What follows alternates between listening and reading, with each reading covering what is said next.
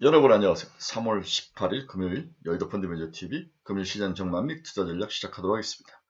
네, 어제는 축제가 시작될까 말까? 축제인가? 이런 의문이 있었는데 이제 축제가 이미 시작된 게 아닌가? 이미 빵빠레가 울리고 많은 사람들이 파티에 모여들기 시작한 거죠.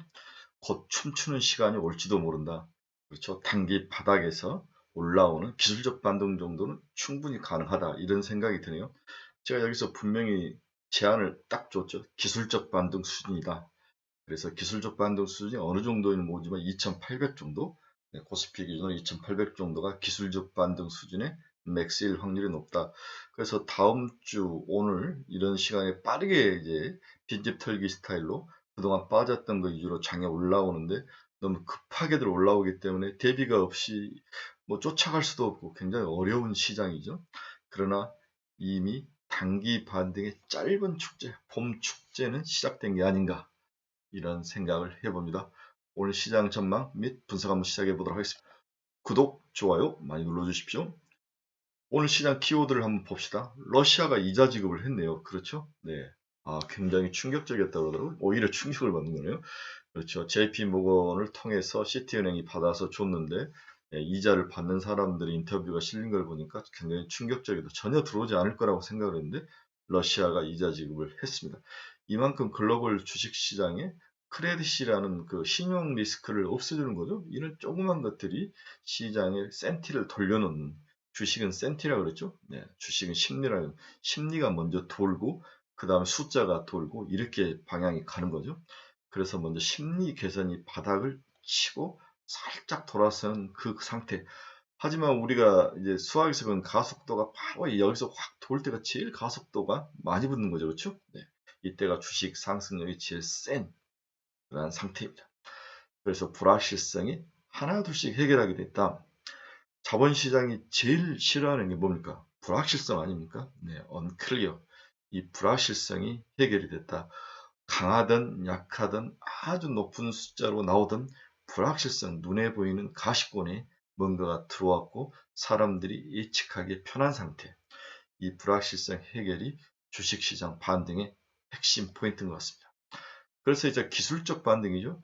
절대로 뭐 이게 다시 V자 반등으로 과거와 같은 그러한 영광은 없습니다. 하지만 바닥에서 한 15%에서 20% 올라올 수 있는 기술적 반등 국면에는 들어온 것은 사실인 것 같다. 그 다음에 어제도 이제 주식시장에서 우리 한국 주식시장에서 나타나는 특징이 빈집 털기죠.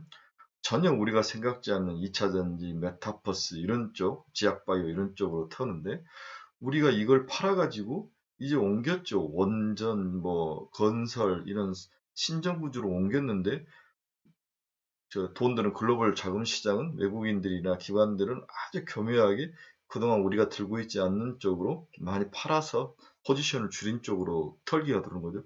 이것은 제가 봐서는 공매도를 뒤집는 것 같아요. 그렇죠?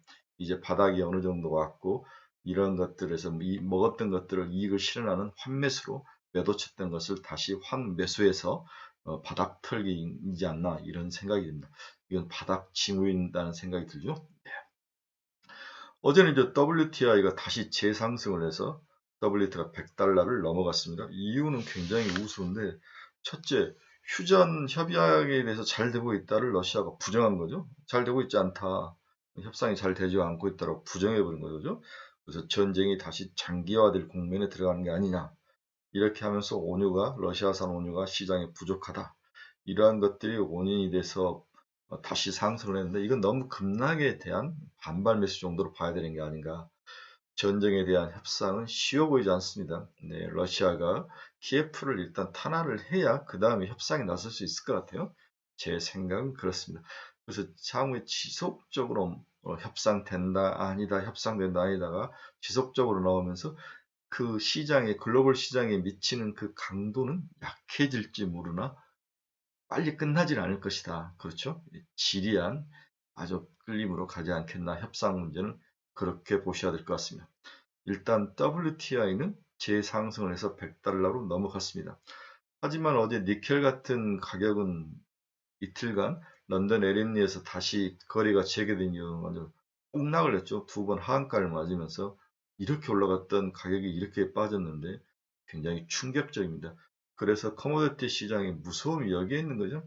그 뒤에는 외국계의 IB들이 가지고 노는 그거 무서운 것들이 있다. 이거 수급의 문제는 아닌 것 같아요. 선물의 문제이고 가지고 노는 수급에 자기들이 쥐락펴락하는 그들의 세계라는 거죠. 그렇죠? 참 무섭습니다. 것 같습니다. 오늘도 한국 주식시장에 빠른 순환매가 돌 것이다. 어느 게 돌 것인가? 우리가 팔아서 옮겼던 뭐 건설, 원전, 뭐 니오픈주가 다시 갈 건지, 아니면 어제 빈집 털기로 들어왔던 IT, 2차전지, 제약바이오, 뭐 메타버스 이런 것들이 다시 갈 건지, 이것은 알 수 없습니다. 오늘 굉장히 큰 기로에 서 있는 것 같은데 왔다 갔다 할 것 같아요. 그래서 빠른 순환매가 생각보다도 강하게 나타나면서 우리 주린이들이 매매하는데 굉장히 어려움을 주지 않을까, 그런 예상과 예측을 해봅니다. 네, 전일 미국 시장 추이를 한번 봅시다. 다우는 초창기에 빠졌죠. 네, WTI 가격이 오르면서 빠졌다가 다시 반등해서 올라오는 뚝심의 모습을 보였습니다. 전부 끝이 올라가면서 마감했죠. 이건 전형적인 단기 강세장에서 나타난 모습이죠. 네, 종가로 갈수록 강해진다는 것은 시장이 바닥을 치고 반등을 하기 시작했다, 이렇게 예상을 해볼 수 있습니다. 어제 유럽이 영국도 1.28%, 프랑스는 0.36% 상승했는데 그동안 크게 상승했던 독일만 살짝 조정을 받았습니다. 어제 항생이 7%나 상승한 거 보셨죠? 네, 아주 무섭게 상승하는 모습이 나타났습니다. 금일 뉴욕 증시 주요 키포인트 한번 또 살펴봅시다. 백악관이 바이든과 시진핑이 현지 시간 18일 날 통화를 할 것이다. 우크라이나에 대해서 논의를 할 것이다. 뭔가 서로 이야기를 하는 거죠. 시진핑도 바이든의 힘이 좀 필요하고 바이든도 중국의 도움이 좀 필요한 거죠. 그래서 러시아를 좀 코너에 몰아서 빨리 협상에 나올 수 있어서 이 문제를 해결해야 바이든 지지율이 더 올라가는 거죠. 리스크일 때 일단 올라가고 해결하는 모습이 나야 바이든의 리더십을 다시 찾을 수 있을 것 같습니다. 바이든은 위기일 수 있지만은 이 러시아 우크라이나 전쟁을 잘 해결한다면 떨어졌던 지지율을 올릴 수 있는 좋은 기회일 수도 있죠. 그러면서 동맹의 힘이라는 게 이렇게 강하다, 이러한 모습의 자기의 전략이 국제 전략과 외교 전략이 맞았다를 강조를 해야 올 6월에 중간선거 있죠. 중간선거에 이길 수가 있습니다. 목숨 걸고 바이든을 하는 거죠. 그렇죠? 네, 저는 해결이 되는 쪽으로 가지 않을까, 그런 생각입니다. 시진핑 이미 미국의 힘을 본 거죠. 아, 금융시장을 통한 그 통제와 압력이 이렇게 강하구나. 또한 이제 중국은 여러 번 이야기했지만 오미크론을 이제 열어놔야 되겠죠. 시진핑이 오미크론을 이제 열고 문제를 해결하는 쪽으로 이야기를 하는 것 같아요. 그 큰 중국의 도시들을 다 막으면서 해결할 수는 없습니다. 우리나라도 이제 이미 오픈 전략을 썼죠. 방법은 없습니다. 다시 뒤로 돌아갈 수는 없어요. 오픈 전략을 써서 빨리 면역을 시켜서 이 위기에서 벗어나고 사람들의 인간의 그 적응력을 강화시켜야 되는 거죠. 저는 찬성입니다. BOE가 정책금리를 0.75%로 25bp 올렸습니다. 추후에 또 올릴 것이 예상이 되고 있죠. 2%까지는 꾸준히 올릴 거로 예상이 됩니다. BOE가 향후 몇 달간 추가 금리 인상이 필요할 수도 있다. 미리 이제 밥을 까는 거죠. 네, 밑밥을 까는 겁니다. 러시아 재무부가 1억 1,720만 달러 규모로 유로채를 이자를 결제했다. 이 소식이 오늘 주가의 마지막을 강하게 만드는, 글로벌 시장에서 미국 주가를 마지막으로 끌어올리는 그런 모멘텀이 되지 않았나, 좋은 소식이 날아오기 시작했습니다. 니켈 가격이 이틀 연속 하한가를 맞았죠. 니켈 가격이 하한가를 맞았다는 건 2차 전지가 어제 뜨기 시작했는데, 테슬라도 뜨기 시작했는데 결국 2차 전지 시장에는 도움이 되는 거죠. 그래서 에코프로, BM, LNF는 더 상승할 거로 보여요. 바닥 털기를 할 것 같아요. 그렇죠? 네. 충분히 그동안 너무 쩔어 있었는데 딱 3개월 쉬고 순환매가 돌아옵니다. 제가 3개월 주기설을 많이 이야기하는데 메타버스도 3개월 쉬었죠. 2차 전지도 3개월 쉬었죠. 그동안 바닥에 있던 것들이 기술적 반등 정도는 충분히 가능하다. 저는 기술적 반등을 바닥에서 한 20% 정도를 보는데, 에코프로그램, LMF, 이런 2차전지 관련된 종목을 가지고 계신 분들은 당분간 존보입니다. 메타버스도 마찬가지죠. 어제 뒤에도 설명했지만 로블록스가 크게 상승해서 11%나 치고 올랐어요. 애널리스트들의 전망은 좋지 않았습니다. 하지만 성장주에 대한 그 매력 포인트는 여전히 있다. 그리고 너무 바닥에 쩔어 있다. 이러한 것들이 돌려 세워놓는 모멘텀이 된 것 같습니다. 미국의 주간 실업 보험 청구 건수가 21만 4천 명으로 예상을 하회했죠. 네, 이것도 미국 경제가 아직도 나쁘지 않다, 꺼지지 않고 있다를 이야기하고 있는 것입니다. 미국의 3월 필라델피아 연은 제조업 지수가 27.4를 기록했네요. 16 정도로 예상을 했던 것 같은데 27.4가 나왔습니다. 강한 그런 모습으로 보여주고 있는 것 같습니다. 미국의 제조업 지수는 나쁘지 않다. 이렇게 우리가 추론을 해볼 수 있을 것 같습니다. 예, 미국 30년 고정 모기지 금리가 4%를 상회했네요. 우리나라도 이제 모기지 금리가 더 주택 대출 금리가 오르기 시작하는데 4%를 상회했습니다. 제가 봐서 5%까지 올라갈 것 같아요. 네, 썸머스도 내리 썸머스 같은 과거에 미국에 있는 뭐 좀 경제적 안다는 사람들이 모기지 금리라든지 기준 금리가 5%까지는 가야 된다 이렇게 이제 뻥을 치는데 일단은 모기지 금리가 고정 모기지 금리가 미국 그 실질적인 주민들에게 굉장히 피부에 와 닿는 숫자지 않습니까? 자기가 이자를 내야 되기 때문에 우리나라 대출 금리와 비슷한 건데 4%를 상회해서 5%까지는 찍을 것 같습니다. 좀 더 오르게 보이는 거죠. 이러한 것들은 두 가지 측면에서 우리가 접근을 해야 됩니다. 모기지 금리가 오르면 소비가 줄어요. 당연하죠. 이자를 더 많이 내야 되니까. 그렇죠? 네. 두 번째로는 모기지 금리가 이렇게 줄면 주택이라든지 이런 쪽에 이제 뭐라 그럴까? 개발이 많이 되는 거죠. 예, 집을 더 지어야 되고 이런 면들은 또 새롭게 주택 시장에 화랑을 가져오면은 주택 시장은 전방 산업이기 때문에 관련 산업들이 또 같이 막 움직이지 않습니까? 심지어 짜장면 집까지도 움직이는 거니까 이러한 것들이 악재와 호재가 두 가지가 겹치는데 일단은 모기지 금리가 오르면은 미국 소비는 먼저 줍니다.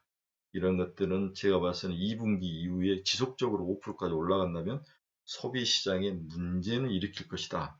이런 추론은 가능합니다. 그러나 나중 문제니까 일단 오늘은 3월만 봅시다. 오늘 제가 블룸버그나 이런 것들을 보면서 제일 좀 의아했던 게 골드만삭스가 스태그플레이션이 도래한 게 아니라 이미 시작됐다. 그래서 저가 매수는 아직 아니다.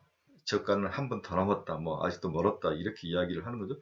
골드만삭스는 첫째 WTI 뭐 140달러, 150달러 간다고 야부리 친 거죠. 그렇지만은 그렇게 보지는 않았지 않습니까?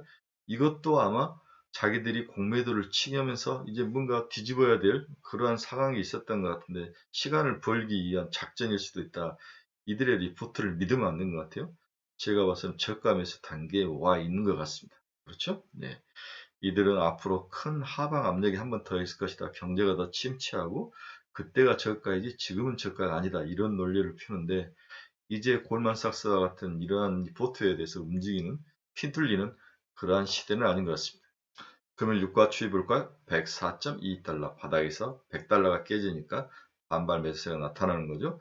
이렇게 이것은 뭐 제가 봐서 수급적으로 이런 트레이딩하는 애들의 움직임이었던 것 같아요. 그렇죠? 런던 LME에서 거래된 니켈 선물 가격 좀 보십시오. 8만 달러에 갔던 게 4만 1000달러까지 왔는데 거의 반토막이 났네요. 네, 이렇게 무섭습니다. 올라갈 때는 좋지만 빠져나오지 못했을 때는 이 모든 것들을 다 두들겨 맞아야 되죠. 이래서 커머디티 시장은 정말로 무서운 시장이다. 함부로 들어가면 안 된다. 우리 같은 아마추어들은 추이나 움직임이나 이런 것들을 분석하기 위해서 보는 거지 투자를 하는 것은 아닌 것 같습니다. 오늘 글로벌 또 원자재 관련된 여러 나라 우리나라 기업들이 있지 않습니까? 티플렉스나 뭐 이런 뭐 니켈 같은 가격이 연계된 애들 이런 애들은 주가 박살날 것 같아요. 조심하셔야 될 것 같습니다. 전일 금리 추이를 한번 봅시다. 2년짜리는 3.9bp가 하락했고 5년짜리는 2.5bp가 하락했고 1년 10년짜리 1.6bp가 올랐네요. 30년짜리 3.8bp가 올랐고 단기는 빠지고 장기는 오르면서 스프레드가 좀 확대되는 그런 모습을 보였습니다. 5년짜리하고 10년짜리가 어제 뒤집어졌는데 오늘은 다시 3bp 차이로 벌어졌네요. 네, 이러한 일드 스프레드의 모습이 왜 중요한지 어제 이야기를 했죠. 단기금리와 장기금리가 서로 함의하는 그런 보는 시각이 다르다. 단기금리는 단기자금 시장의 정책금리는 단기자금 시장의 모습을 보이는 거고 장기금리는 인플레이션이나 경제 전망을 보는 것이다. 이 둘이 뭔가 어긋나서 뒤집어졌을 때는 터뷸런스가 일어났을 때는 글로벌 주식시장에 큰 충격이 오더라.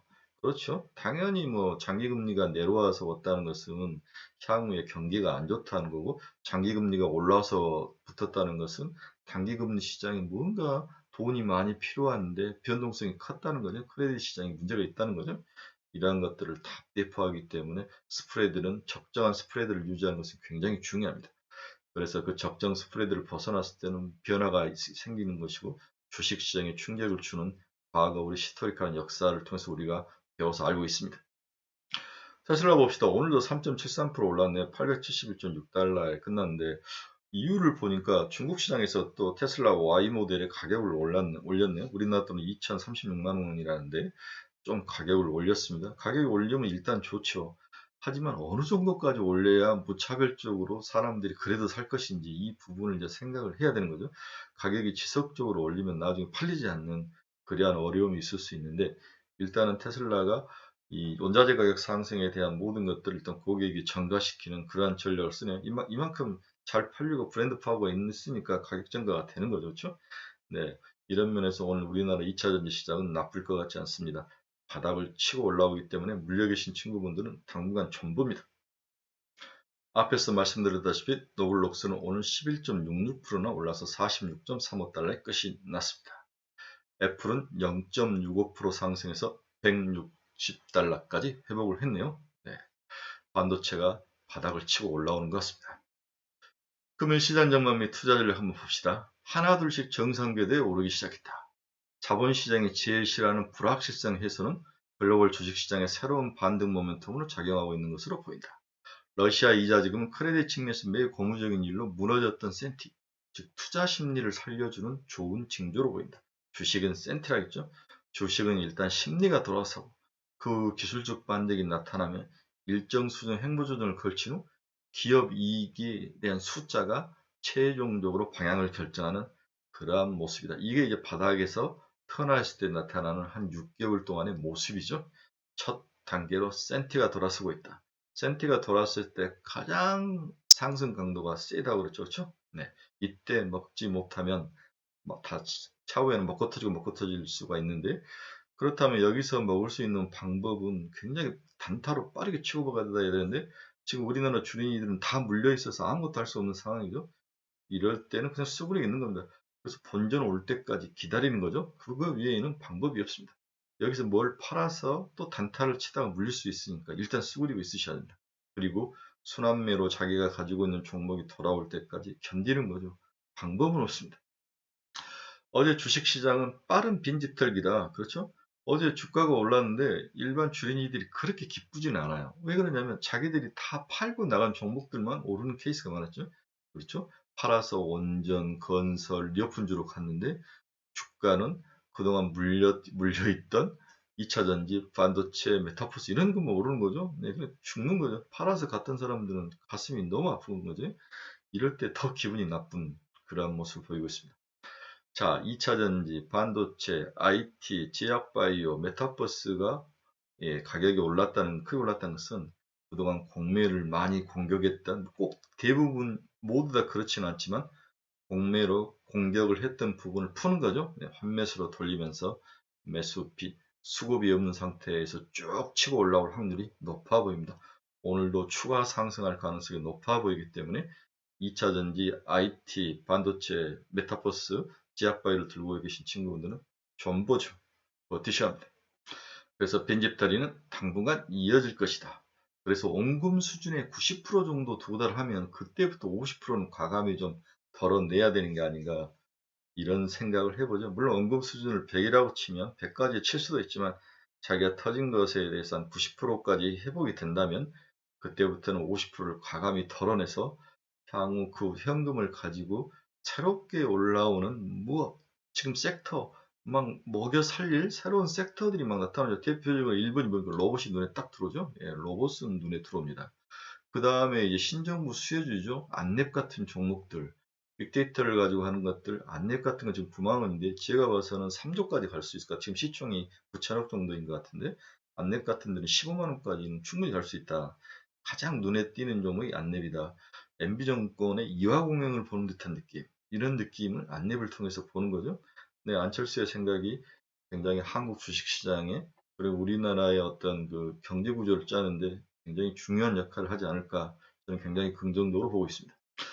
그래서 신규 진입자는 IT 육성 정책 쪽을 봐야 되고 빅데이터, 네, 어제 오픈베이스 같은 것들을 엄청 치고 올라오대요. 비메모리 쪽. 메모리보다는 비메모리 쪽. 정부가 이 비메모리를 적극적으로 육성하고 도와줄 것 같아요. 그렇죠? 네. 이 비메모리는 패키징 사용이라고 했죠. 패키징, 뭐 넷패스라든지 하나마이크론, 뭐 이런 애들, 이런 패키징 산업이기 때문에 후공정들을 잘 봐야 돼요. 한미 반도체. 그 다음에 제약바이오는 셀트리온의 분식회계 문제 해결로 제약바이오가 새로운 반등의 기회를 잡는 것은 사실인 것 같아요. 여기 안철수가 의사 출신이기 때문에 제약바이오를 육성하는데 제가 봤을 때는 먹거리인 항암, 다음에 치매 이런 쪽의 연구 반응이 높아질 것 같아요. 이런 부분은 좀 힘들더라도 이쪽을 가지고 계신 분들은 지속 정보를 추천합니다. 또 삼성이 로봇을 육성하겠다.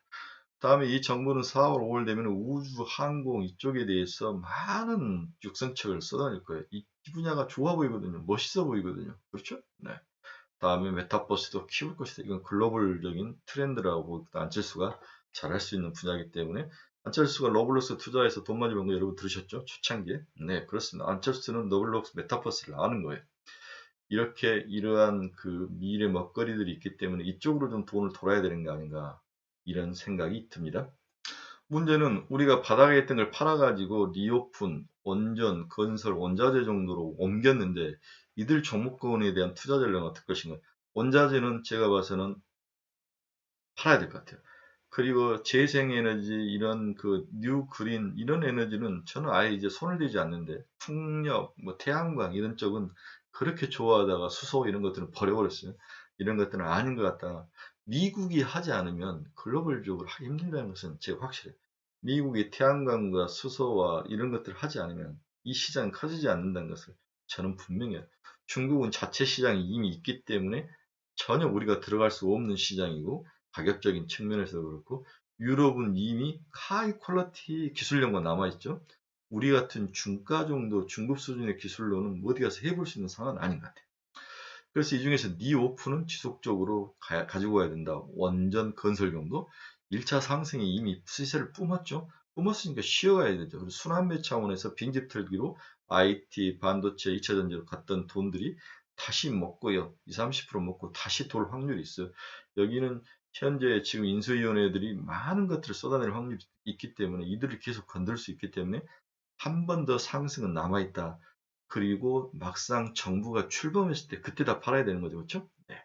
이런 면이 있기 때문에 좀 더 들고 갈 필요는 있어 보인다. 이렇게 예상을 해봅니다. 자, 숨가쁘게 오늘 시장 전망을 달려왔습니다. 제 생각을 내피셜로 많이 써서 풀어놨으니까 여러분들이 좀 새겨서 추려서 좀 들으시길 바랍니다. 한 종목만 추천해봐라. 그러면은 저는 안랩은 가보인다. 안랩 좋아 보입니다. 그렇죠? 안랩 좋아 보인다. 이 정도로 오늘 여러분들과의 시장 전망 및 투자 전략 마치도록 하겠습니다. 여러분 즐거운 주말입니다. 네, 오늘도 좀 주가가 상승해서 즐거운 마음으로 주말을 맞이하고 또 주말을 같이 즐기는, 봄을 즐기는 그런 행복한 날이 됐으면 좋겠습니다. 내일 아침에 또 미국 시장 제가 또 아침에 잘 정리해서 여러분들에게 또 유튜브로 소개를 시켜드리겠습니다. 오늘 개별 종목은 동화기업, 네, 동화기업을 한번 여러분들에게 설명을 해드리겠습니다. 2차 전지 전액에 들어가서 물린 분들이 굉장히 많으신데 동화기업도 한번 제가 좋아했던 종목 중이니까 최근에 하락 이유하고 상승 가능성 이런 것들 한번 다뤄보도록 하겠습니다. 여러분 감사합니다. 즐거운 하루 되십시오.